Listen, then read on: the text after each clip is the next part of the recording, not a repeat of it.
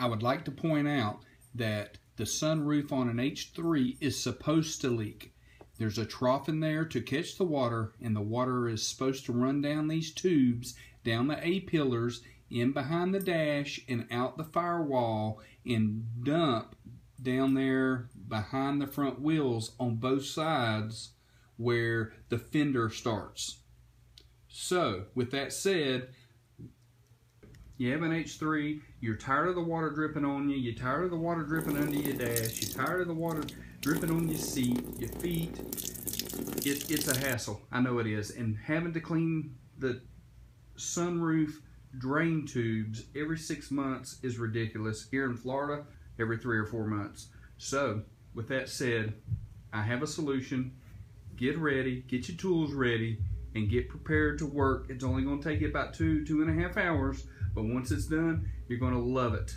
Believe me. And you don't have to go to the dealership and spend hundreds of dollars to get it flushed again.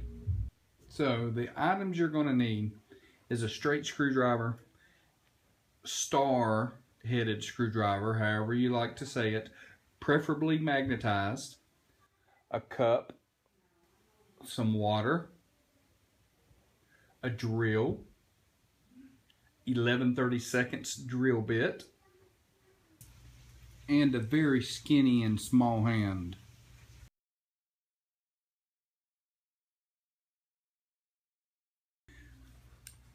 First thing you want to do is sit in the passenger seat, take a flat screwdriver, and pry out the cover on the A-pillar.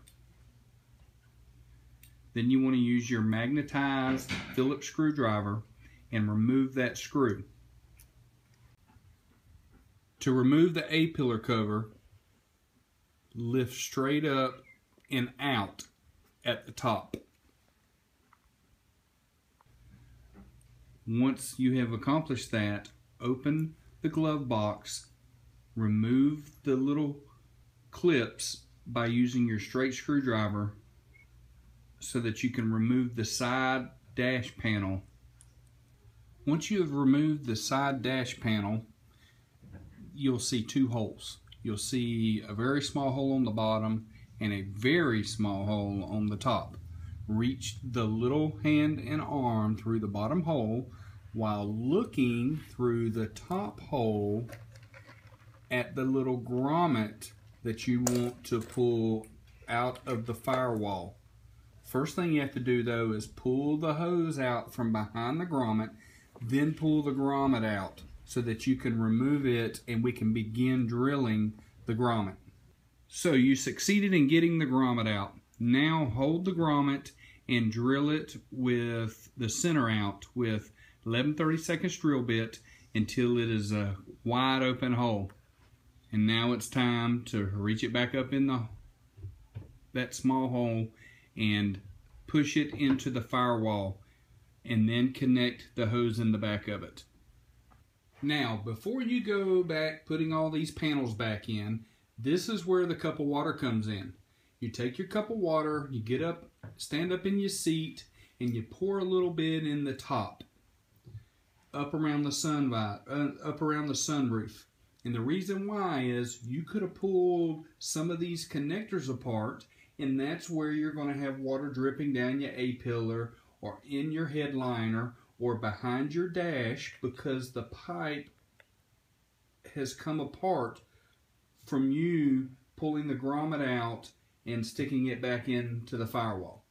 Now, if you pour water and it starts leaking up around the visor, then you have to take your Phillips screwdriver and remove the visor screws so that you can pull the headliner down just a little bit and reconnect that pipe to the drain up in the sunroof.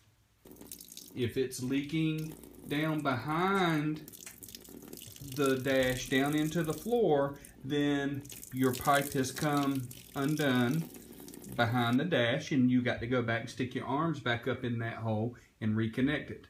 So as you put parts back together, you always run water down it to make sure that you have no leaks. Okay, now that you have fixed the passenger side, it's time to start working on the driver's side. It is a little bit different.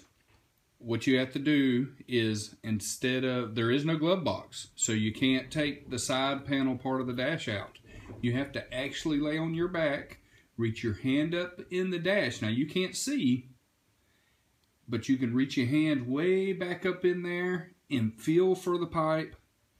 You can pull it out and then grab the grommet, pull it out.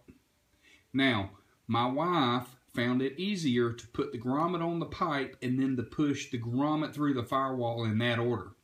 With the A-pillar removed, you can look in that tiny hole and kind of see it and see the person's hand moving around, and you can kind of direct them, but they can't see a thing. Their hand's up in the dash, extended all the way up.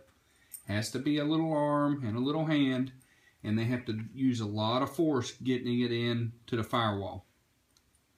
And once you have drilled that on the driver's side, you run water in it just like you did on the passenger side, and you put the A-pillar back together, you run water. If you don't have to take the headliner down, then you don't have to remove anything if it doesn't leak. But be sure you check, because once you get it all back together, if it's leaking, then you got to tear it all back apart again. So every time you add a piece, please run a cup of water through, not a full cup, but run some of your water from your cup in the drain to verify that it is not leaking. Okay, so that's about it.